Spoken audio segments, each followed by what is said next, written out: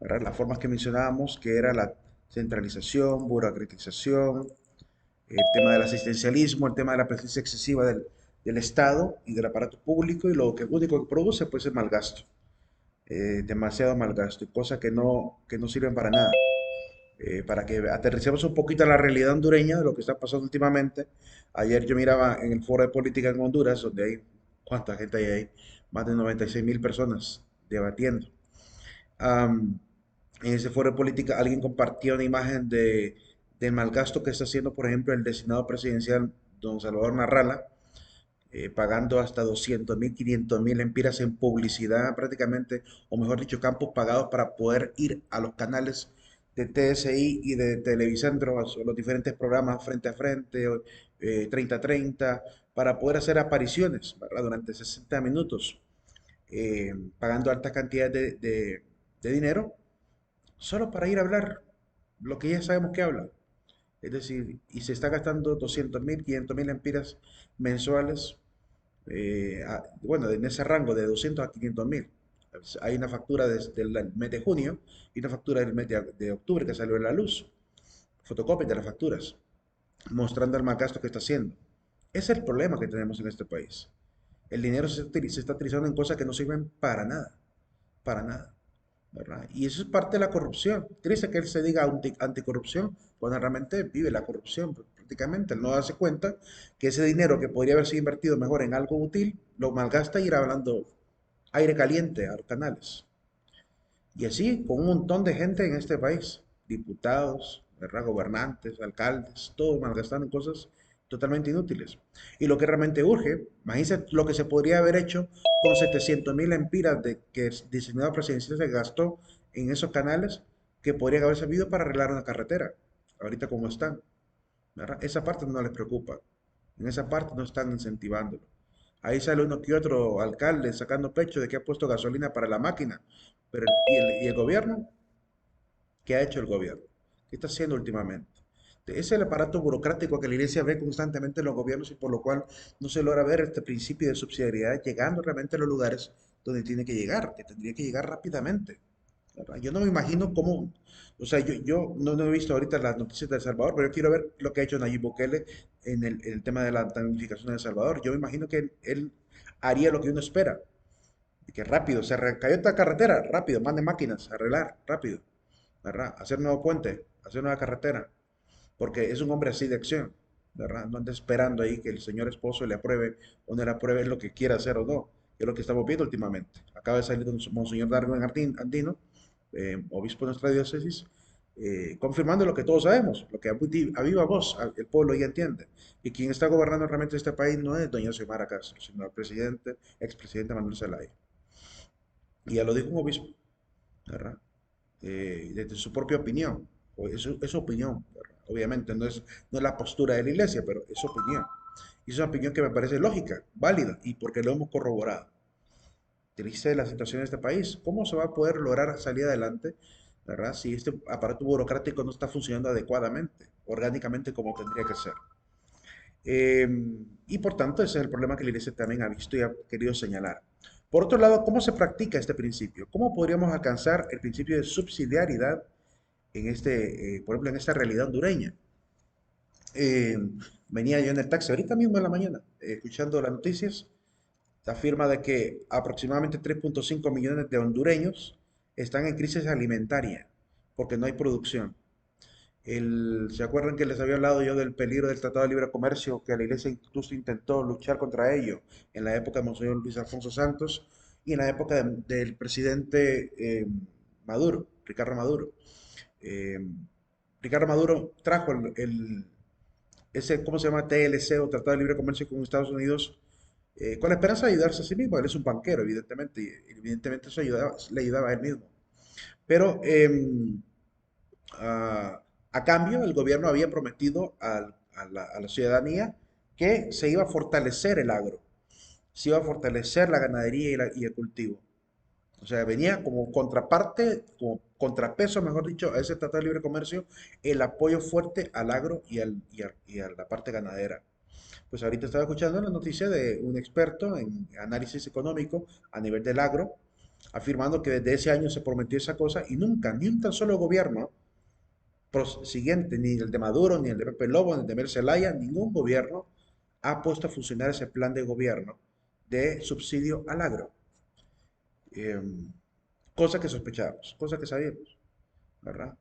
Y el problema que está generando ahorita, ¿cuántos años después? Casi fue el año 2000, 22 años después, y estamos viendo la consecuencia de eso, que ya hay 3.5 de millones de hondureños con crisis alimentaria porque no hay acceso a recursos de insumos. Por ejemplo, no hay fruta barata, no hay verduras baratas, ¿verdad? Lo que se consigue es lo que apenas los pueblitos cercanos están trayendo, pero lo que comúnmente debería haber en un buen mercado, ya no. Ahora uno va a los supermercados o a los mercados locales, a los mercados públicos, a buscar fruta y verdura, ¿verdad? Y ahí se encuentra una fruta, pero de mala calidad, una verdura de mala calidad. Chiquitito aquello, ¿verdad? Así las papitas, así los rabanitos. No hay incentivo, no hay insumo, no hay nada que el gobierno esté dando a este elemento importante. ¿Cuál es el gran problema que estamos teniendo? Es que la mayoría de gente se está dedicando a solo cosas que no tienen nada que ver con el agro. Ya nadie quiere trabajar la tierra en este país. Y la poca gente que quería hacerlo no está recibiendo el apoyo. Esa gente va a tener que decidir, tomar la decisión. No podemos seguir esperando el subsidio de parte del gobierno. ¿Qué vamos a hacer? Pues vendamos otra cosa, no cultivemos. Y la fuerza laboral del agro, que es importante para la alimentación de un país, ¿verdad? Se está acabando, se está viniendo abajo. Entonces la iglesia propone lo siguiente para acabar con esas malas prácticas y potencializar lo que realmente hay que potencializar. Primero, promover el respeto efectivo, perdón, del primado de la persona y de la familia. Se prometió ayudar a la gente para evitar que ese tratado consumiera la vida familiar, porque sabían que eso iba a golpear duro el mercado interior, ¿verdad? Y se olvidaron de la persona, se olvidaron del ser humano. Les importó más la empresa, les importó más el capital que la persona. Dos, valorando las asociaciones y organizaciones intermedias. Tres, impulsando la iniciativa privada a fin de que cada organismo social permanezca con las propias peculiaridades al servicio del bien común.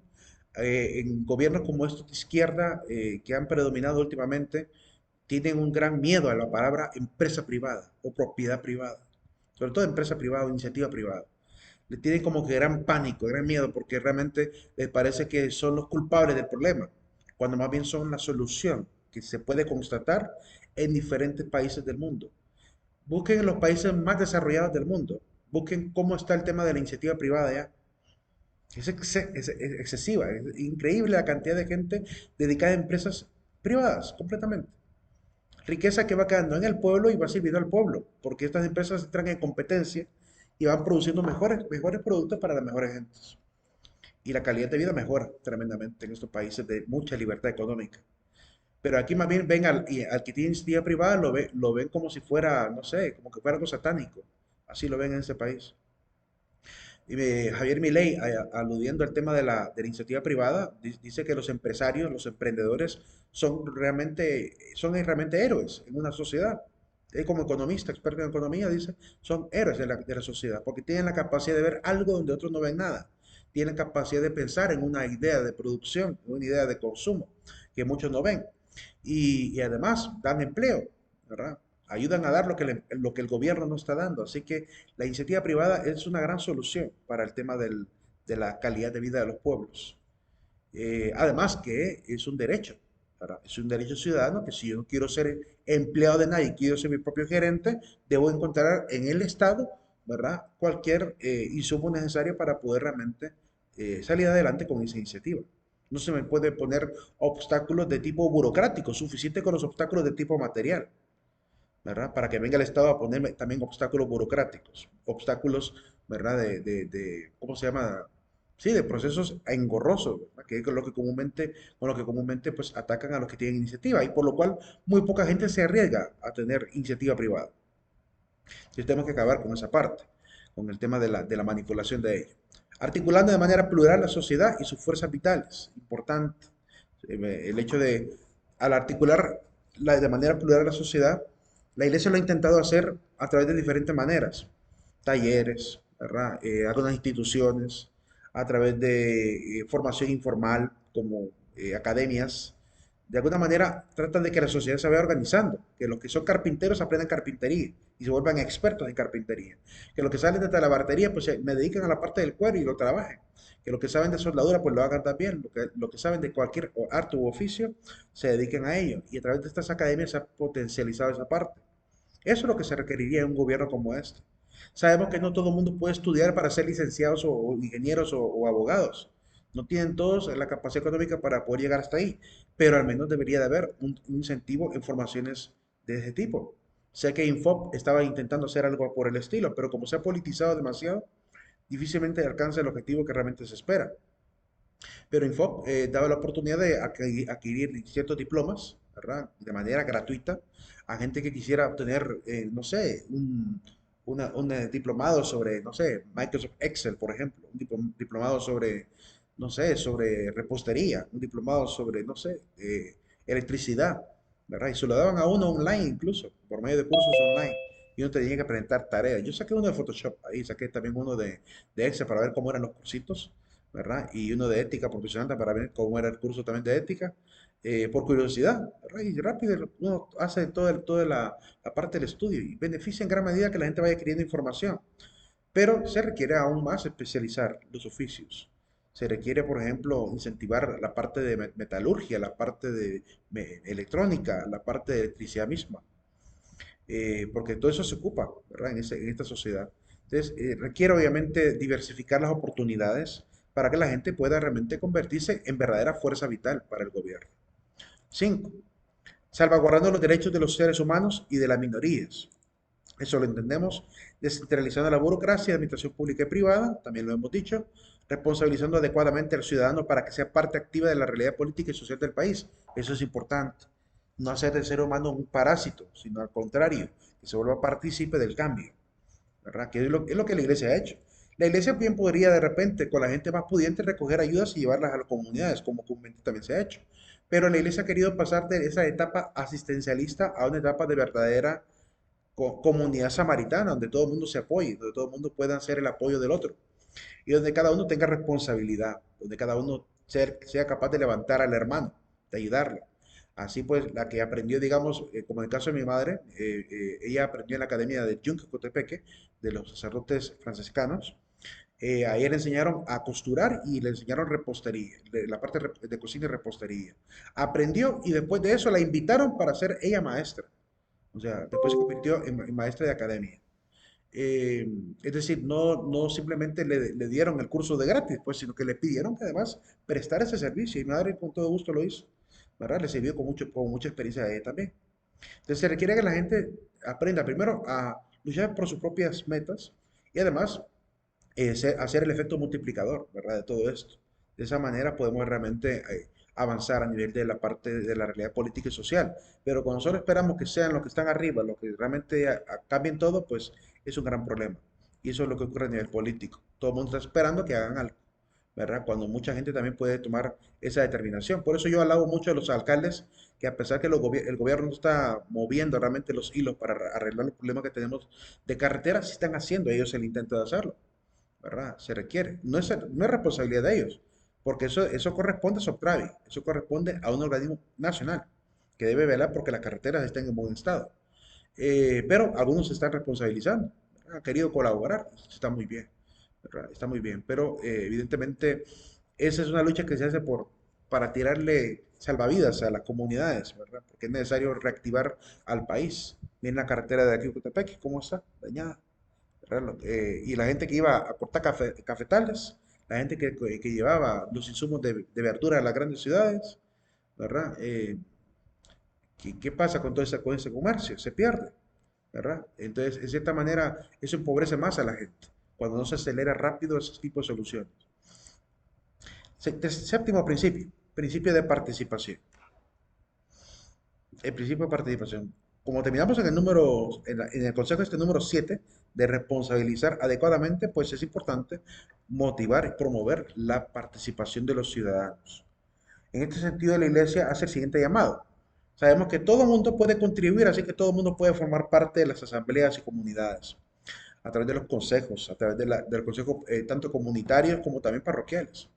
Es decir, se maneja tanto a nivel de la vida práctica de la iglesia, la vida pastoral de la iglesia, como también se hace llamado a nivel comunitario, a que participen. De esta manera podemos también, ¿cómo se llama?, a funcionar este principio, porque este principio es consecuencia de la subsidiariedad. Es decir, si queremos realmente dar apoyo, pues todos tenemos que apoyarnos mutuamente. Todos tenemos que contribuir mutuamente. Así es como se construye la verdadera comunidad.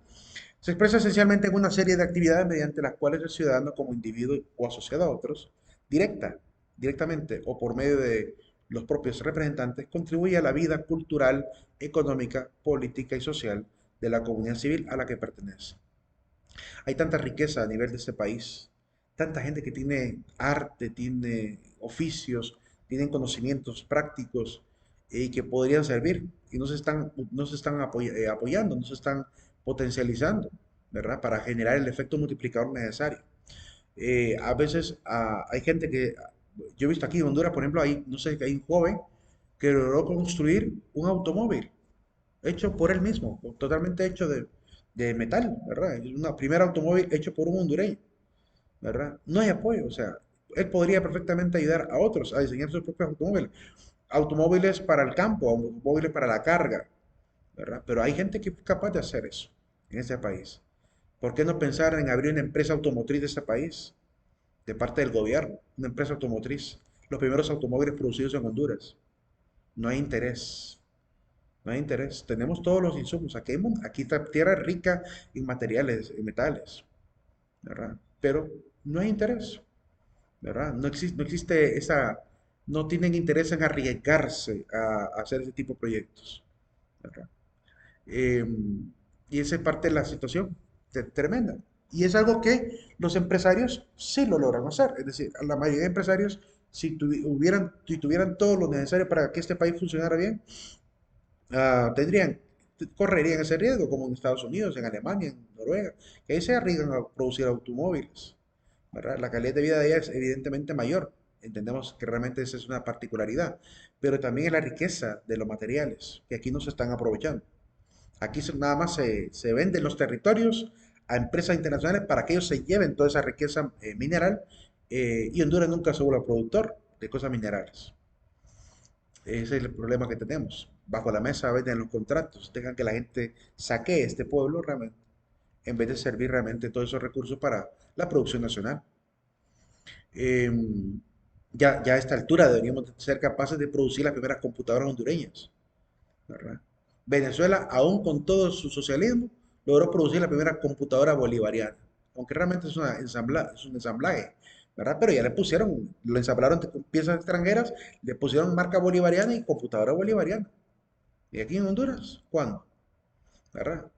Aquí solamente los particulares, la gente particular que compra ese tipo de insumos y produce sus propias computadoras ensambladas para venderlas, ¿verdad? Hay iniciativa privada, hay gente que está haciendo eso en este país, ¿verdad? Y hace falta moverlo más, incentivarlo más, para que haya competencia y esa competencia permita que haya abaratamiento también de los costos, pero abaratamiento también de los productos que se venden. Y entre más competencia hay. Pero eso es bien tremendo porque realmente son unos cuantos poquitos de personas que están ahí tratando de hacer esa lucha, ¿verdad? Y el gobierno, muy bien, gracias. Ahí lo único que les preocupa es cuándo van a volver a subir el salario de los diputados. Es lo único que les preocupa, ¿verdad? ¿Cuándo va a haber la tajadita del proyecto próximo del gobierno, ¿verdad? ¿Cuándo me van a pagar para levantar la mano en el Congreso? Eso es lo único que quizá les interesa porque por lo visto el resto de planes sobre el gobierno, este gobierno necesita realmente industrializar el país. Para levantar Honduras se requiere hacer una industrialización del país, que el país se convierta en productor de ganado, de frutas, de materiales tecnológicos, de materiales, no solamente los textiles que están con las maquilas allá, que vienen del extranjero, que ni siquiera eso le pertenece al país. Eso es negocio extranjero. Se llevan de aquí la ropa y la traen y después a revenderla más cara, ¿verdad? Entonces no es una realidad que nos beneficie en realidad. ¿Da empleos? Sí, da empleos, ¿verdad? Y gracias a Dios la gente, por lo menos que trabaja ahí, entiendo yo, no se ha quejado tanto, ¿verdad? Por el trabajo que tienen, ¿verdad? Pero se requiere que el gobierno también tome ese tipo de iniciativas, que lo realice él mismo también, para que la ganancia redunde en el mismo pueblo, ¿verdad? Se abaratan también los costos, pero no hay interés. Ahí tiene, por ejemplo, a nivel de la tecnología, nuestro querido Dutel abandonado, ¿verdad? De mala calidad, de la parte del servicio que presta. ¿Y desde cuándo está Dutel? ¿Desde cuándo comenzó la telefonía celular en Honduras? ¿Verdad? Y todavía seguimos dando pininos en el tema de tecnología, porque no ha habido reforzamiento. Ahí esa gente debería estar bien formada, bien pagada, para que realmente den un buen servicio y también el costo también del Internet sea también más adecuado para el pueblo. Pero no hay interés en promover ni la EH, ni la ENE, ni todas esas instituciones. Se requieren políticos que piensan en ello, que piensen en grande, para que realmente se realicen grandes proyectos.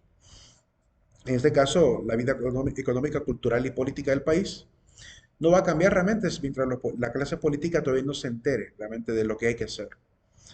Siguen todavía tapándole el ojo al macho, ¿verdad? A ver que no se den cuenta de las mandracadas que hacen bajo la mesa. No están realmente esforzados. Miren, pasaron 8 años de don Juan Orlando Hernández y yo me quedé esperando las empresas que fueran fundadas por él para nivel nacional. Lo único que trajo fue más endeudamiento porque lo único que fundó fue Ban Rural. Ban Rural para dar préstamos, como si eso ayudara al pueblo. Al pueblo lo ayuda el trabajo digno, la formación en oficios y en profesiones. Eso es lo que ayuda al pueblo, dar empleo a la gente. Yo me quedé esperando las empresas. 8 años.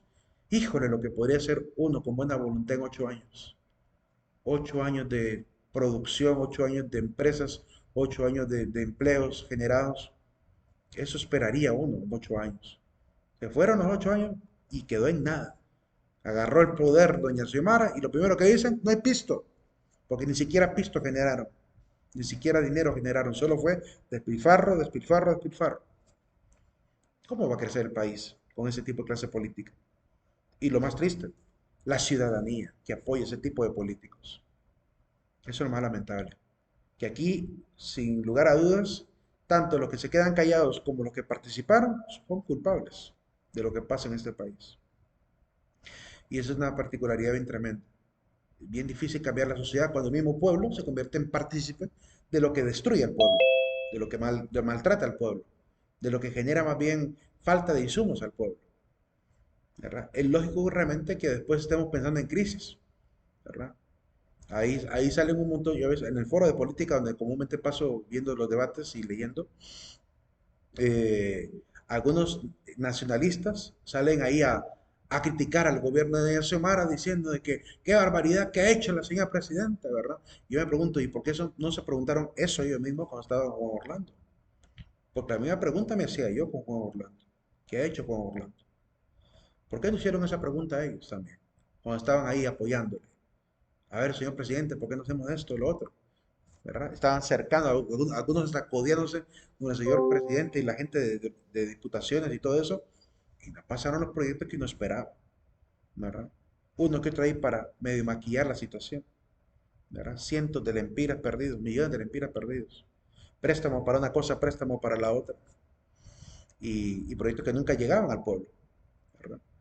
Y eso sin contar, pues, el resto del organismo del Estado, hasta sus últimos miembros del gobierno, ¿verdad? No todos, pero una gran mayoría, ¿verdad? Por lo que pudimos notar en la parte económica y cómo funciona todo el gobierno, coludidos en corrupción, solo esperando sacar tajadita para su propia casa. Me daba cuenta de unas cosas yo que decía, wow, este país con una buena investigación no alcanzaría en las cárceles de este país para meter preso a todo ese montón de gente que se aprovechó de esa situación. No alcanzaría las cárceles. Yo creo que así como estaba el sistema del gobierno, mínimo de 500.000 a 800.000 personas tendrían que estar presas de las que participaron en el gobierno. Mínimo. Por robos, saqueos, malversación de fondos, pago de planilla fantasma, por no hacer su trabajo, por que está ganando sueldo sin hacer la labor que le corresponde. Bueno, tantas cosas que se vieron en este gobierno. Y lo vamos a seguir repitiendo a la historia cada vez que el pueblo siga siendo partícipe de la corrupción. Por eso la iglesia ataca este tema de la vida pública, para que la gente entienda realmente que no puede ser inactivo en esto, no puede dejar que los políticos se hagan y deshagan, tiene que participar políticamente. Las asambleas comunitarias son una excelente manera de poder alzar la voz, primero en la comunidad, Después esas voces llegan hasta la alcaldía. Después como alcaldías hasta la parte de los diputados y los diputados que lleguen esto al gobierno, ¿verdad? Pero debe haber presión social alrededor de un tema.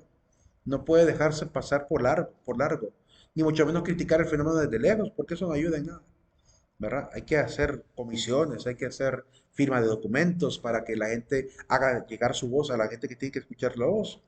Y si un diputado no cumplió, no volver a elegirlo más, no permitir que vuelva a llegar al poder. Pero aquí hemos visto diputados que han estado dinosauricamente en el puesto, ¿verdad?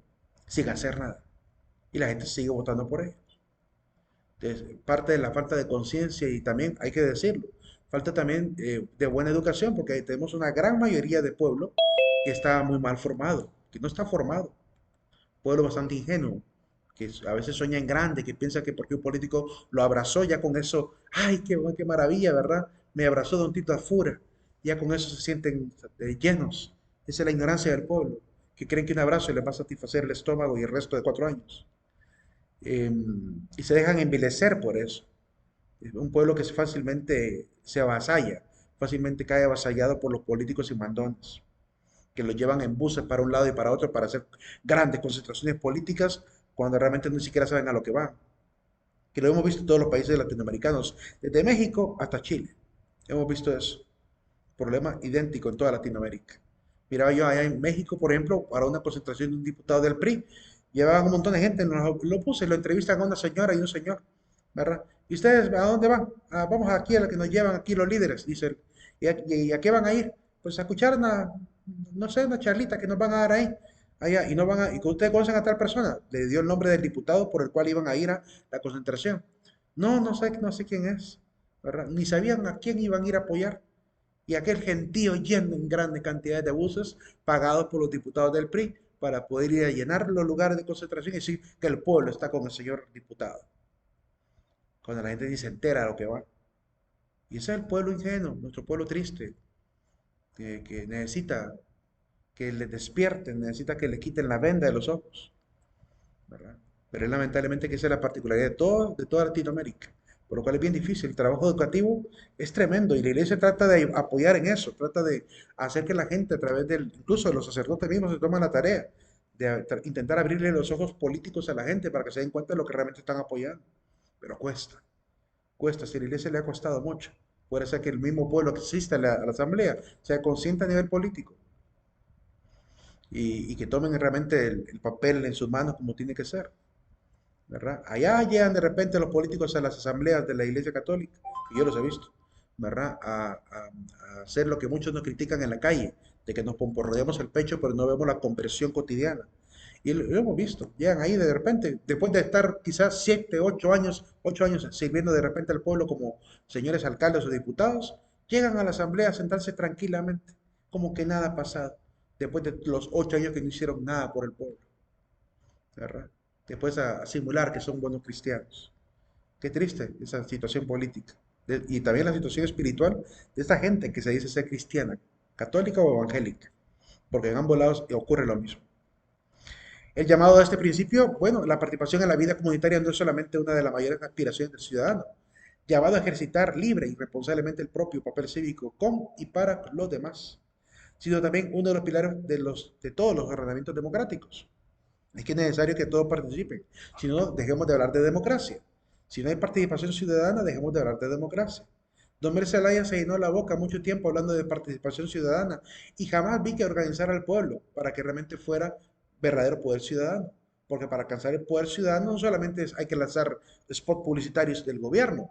Para alcanzar el poder ciudadano hay que organizar desde todas las comunidades diferentes tipos bueno, de organismos, ¿verdad? De grupos, ¿verdad? Que sirvan obviamente para que realmente la voz del pueblo llegue hasta el Estado, llegue hasta el gobierno, que se pueda hacer, para poder lograr ese poder ciudadano, tenía que haber hecho lo siguiente, tenía que haber primero obligado a todas las comunidades de este país, obligado en el sentido positivo, ¿verdad? Haberles dicho, bueno, de ahora en adelante la dinámica del gobierno va a ser la siguiente.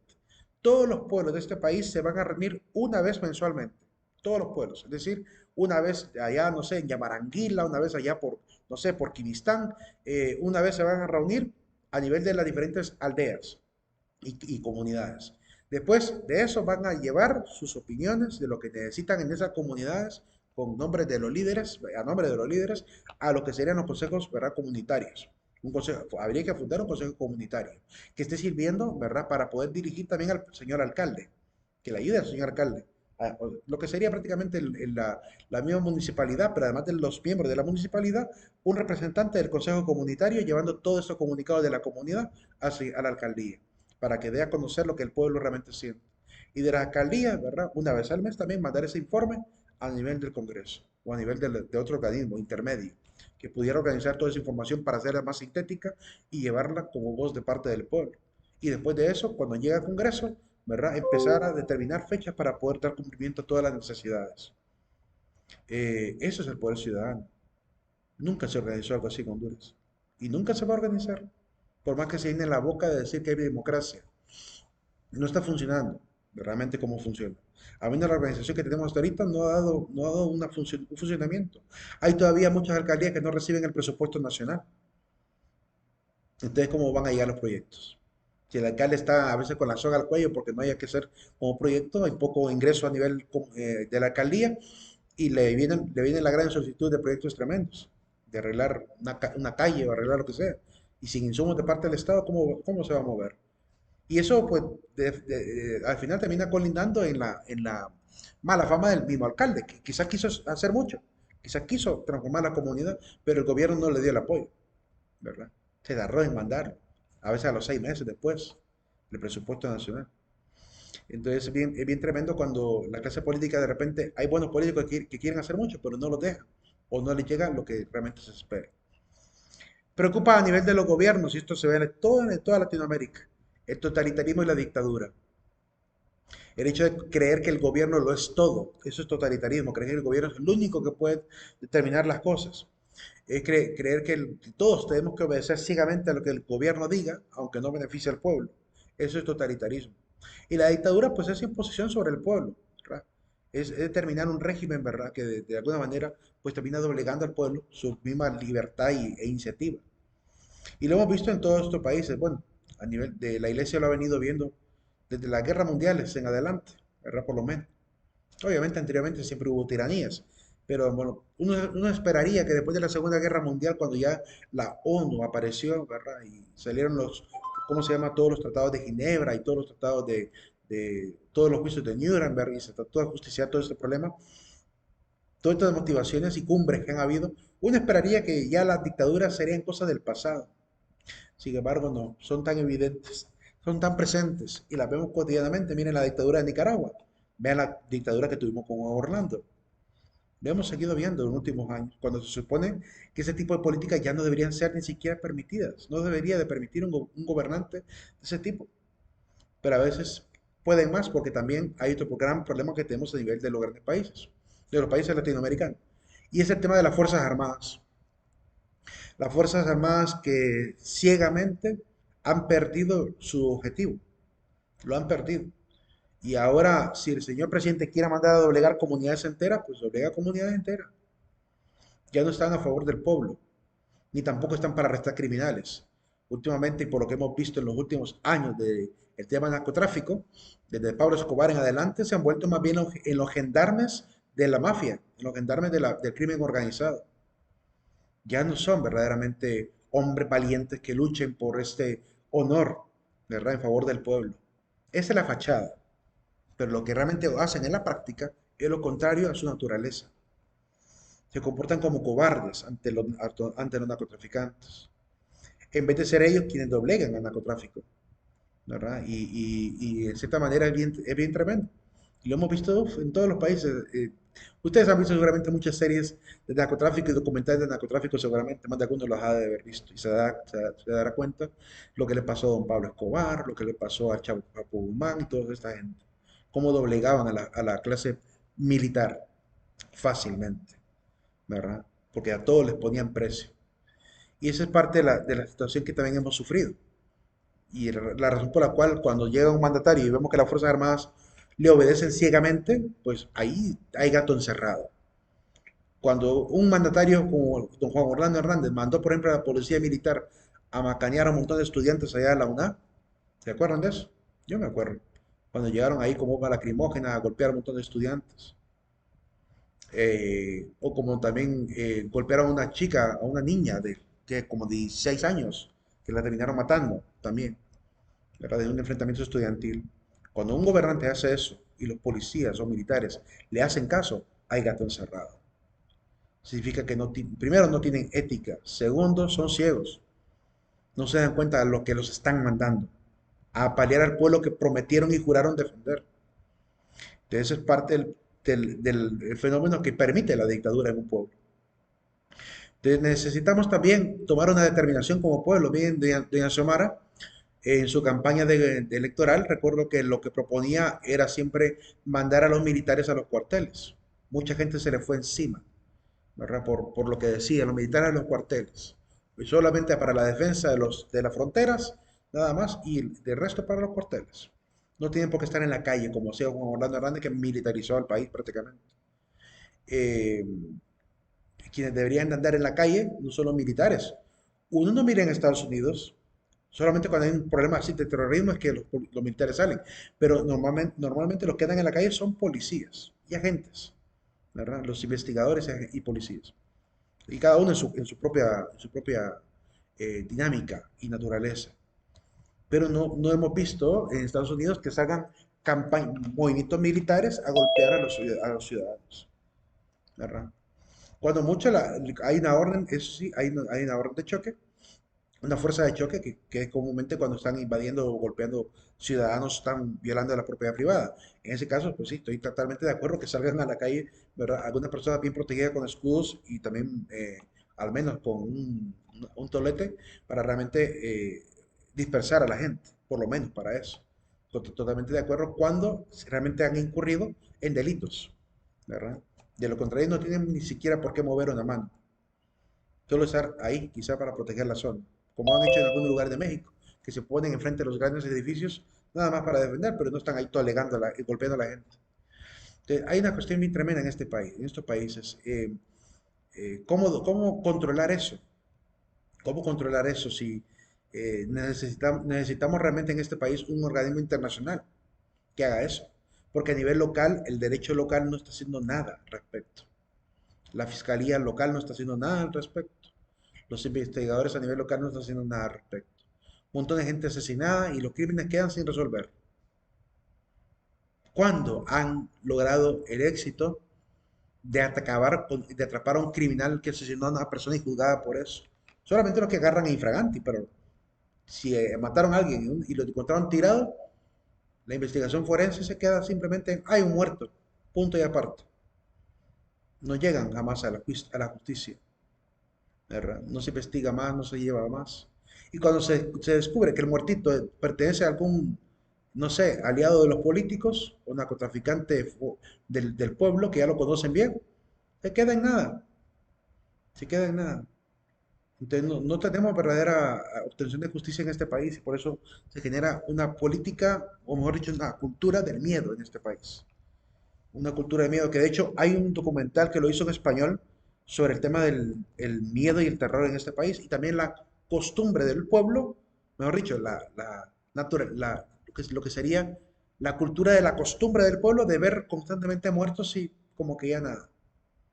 Hay un documental, si lo encuentro se los voy a mandar porque vale la pena que puedan ver desde la visión de un español cómo está el sistema de lo que ocurre en este país. También hubo otro español que tiene un programa de policías y él anda por todas partes del mundo con los policías, ¿verdad? Probando ahí parte del riesgo, con chalecos antibalas y todo, como investigador. Eres policía, entiendo yo, de allá, y se dedicó a investigar el fenómeno de los policías de diferentes países. Y catalogó al país de Honduras como uno de los más peligrosos. Es que en una sola noche que salió, ¿verdad? Muerto aquí, muerto allá, muerto aquí, muerto allá. ¿Verdad? Un montón de muertes en una sola noche que salió, ¿verdad? En los barrios más peligrosos de este país. Eh, vale la pena ver eso, vale la pena enterarse realmente cómo está la circunstancia, ¿verdad? Y lo más triste que en este país somos tanta falta de solidaridad que no nos duele que haya muchos muertos. No nos estorba para nada. Y ese es otro gran problema que tenemos, la indiferencia ante esta situación. Entonces es importante entender que el Estado tiene que ser vigilado constantemente por el pueblo. No podemos permitir que vuelva un gobierno usurpador. Si es que el mismo artículo 3 de la Constitución lo señala. Nadie debe obediencia a un gobierno usurpador. Y sin embargo aquí nunca se ha puesto a funcionar. Nunca se ha puesto a funcionar. Es increíble realmente. Miren, yo allá estaba tratando de colaborar con mi hija porque tenía una tarea sobre la Constitución de la República. Y leyendo algunos artículos con ella, hay muchos artículos de la Constitución que, híjole, aquí se han violado muchísimas veces, como por ejemplo el embarcar bienes, el cerrar canales, el no dar seguridad a los que se dedican a la parte intelectual de este país. Me refiero a la gente que se dedica a difundir información, no hay protección a los derechos ciudadanos, cantidad de cosas que mencionan la Constitución. Esa Constitución yo decía, nunca la hemos visto funcionar en este país. Es increíble, pero ese es el dolor nuestro, que tenemos una constitución. En otros países las constituciones de la república son importantísimas, ¿verdad? Y toda la ley desemboca en ella. Sin embargo, aquí en este país, no, no existe ni como meta, ni tampoco como paradigma del resto de las leyes. Porque aquí cada ley se hace al antojo de cada quien y se respeta constantemente la dignidad de las personas. Bien tremendo el país. El octavo principio de la doctrina es el principio de solidaridad. Una vez que nos hemos vuelto partícipes, nos damos cuenta todos de los problemas y por tanto lo único que deben hacer en nosotros es el deseo de colaborar, el deseo de servir, el deseo de ayudar al más necesitado. Y la iglesia pues trata de conferir, ¿verdad?, particular relieve a esta intrínseca, ¿verdad?, sociabilidad de la persona humana. Lo necesario de poder entrar en relación unos con otros es necesario, ¿verdad? Ayuda a la igualdad de todos, dignidad y derechos, ¿verdad? Y de alguna manera pues también así construimos una sociedad cada vez más convencida de lo necesario que es que la solidaridad permanezca siempre, no solamente en los momentos de angustia, porque comúnmente la gente es muy solidaria cuando hay huracanes, ¿cómo se llama? Hay grandes tormentas tropicales, hay inundaciones. Ahí es donde la gente se vuelve muy solidaria, pero eh, tenemos otro tipo de solidaridad que es necesaria también y no lo estamos practicando constantemente, que es la cotidiana, donde veamos a un hermano necesitado, colaborar con esa persona. Ayudaremos muchísimo a esa persona. Solo supongan lo siguiente. Supongamos que un hermanito, no sé, un hermanito anda mendigando en la comunidad, pero se encontró a 50 personas que le dieron siquiera 2 lempiritas cada uno. Ya tiene 100 pesitos para alimentar a los miembros de su familia. Solo con 2 pesitos que cada uno le pudiera dar. Si todo el mundo fuera solidario constantemente, la mendicidad rápidamente iría cambiando. ¿Por qué? Porque esa gente al tener insumos de alimento se preocuparía quizá por conseguir otro tipo de cosas quizá por algún otro lado. Y hasta tener quizá esa posibilidad de tener ese insumo le daría la posibilidad quizá de tomar, ¿no?, la rienda de su propia vida, ¿verdad? Pero ante la angustia de no tener ni para qué comer, ni para comer, pues va a seguir mendigando mientras no haya acceso un poco más. Ajá, ¿y qué pasaría si el gobierno también ayudara a la gente que anda en mendicidad? ¿Qué pasaría si hubiera lugares de beneficencia pública? ¿Ustedes conocen algún lugar aquí en Honduras donde la gente pueda ir a quedarse refugiada en una noche? Donde puedan, digamos que es en Santa Rosa de Copán o en San Pedro Sula, un lugar donde la gente pueda ir a dormir, a pasar la noche, que haya puesto quizá el gobierno. ¿Conocen algún lugar así en este país? En Estados Unidos sí hay muchos, y fíjense que ni siquiera es de parte del gobierno, son las iglesias las que abren albergues así, como la Casa del Inmigrante, que están allá por Ocotepeque, por ejemplo, donde la gente puede ir a pasar la noche ahí en su lucha por querer alcanzar un futuro mejor. Pero de parte del gobierno no hay intención de hacer eso, ¿verdad? Eh, Le tienen miedo a mantenerse esforzados por esa lucha, ¿verdad? Dejan que las iglesias se resuelvan ese problema, como si no fuera un problema social y político, el tema de la gente en la calle. Eh, Después ahí amanecen ahí muertos los ciudadanos porque les robaron en la noche. No tenían un lugar donde refugiarse. Como pasan a veces en Estados Unidos, que la gente puede ir, ¿verdad? Recibir siquiera un platito de comida, su dormida por una noche por lo menos, y el siguiente día pues otra persona, siquiera para dar un poco de apoyo, ¿verdad? Es increíble. Hoy ni siquiera, ya ni siquiera se ve tanto en Estados Unidos. Porque uno mira, por ejemplo, estos videos de Los Ángeles, California, donde está un montón de gente homeless. Y es increíble la cantidad de gente que está durmiendo en la calle. Tiendas de campaña, porque. Y a veces dejan la tiendita de campaña completamente tapada para después irse a buscar una oportunidad de trabajo. Algo así como le tocó al personaje que interpretó Will Smith. Eso es una realidad estadounidense. No es una fantasía, es una película falsa. Esa película representa la realidad de muchísimos ciudadanos en Estados Unidos. No digamos en Honduras. Aquí hay gente durmiendo bajo las aceras, allá ahí donde están, una banca. ¿Verdad? Uno los ve en la noche. Cuando uno va caminando por estos barrios de 9 a 11 de la noche, uno logra ver un montón de gente, ¿verdad? Ahí tapándose con hojitas de papel periódico. Y es triste, es triste. Da impotencia no poder hacer algo por ellos. ¿De qué manera uno puede ayudarlo? ¿Verdad? Uno está luchando también por su propia familia y uno dice, y esta cuestión, los gobiernos no lo ven, los alcaldes no lo ven, las ONGs no lo ven, o si lo ven, se hacen de la vista gorda. Ellos pueden hacer mucho, el gobierno puede hacer mucho y no les mueve nada, ¿verdad?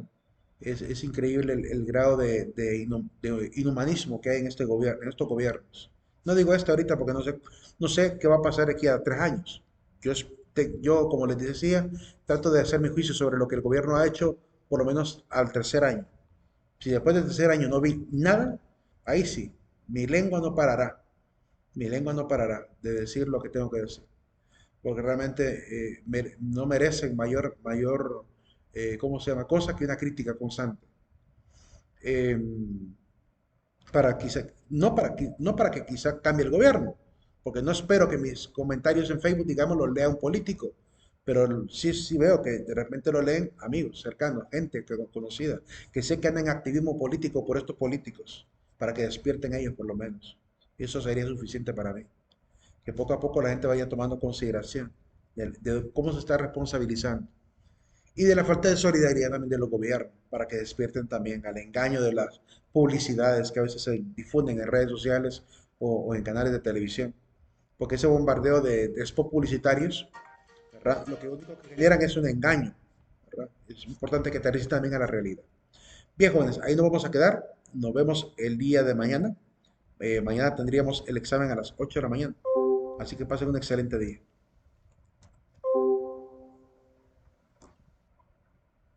Nos vemos todos. Démosle. Vemos.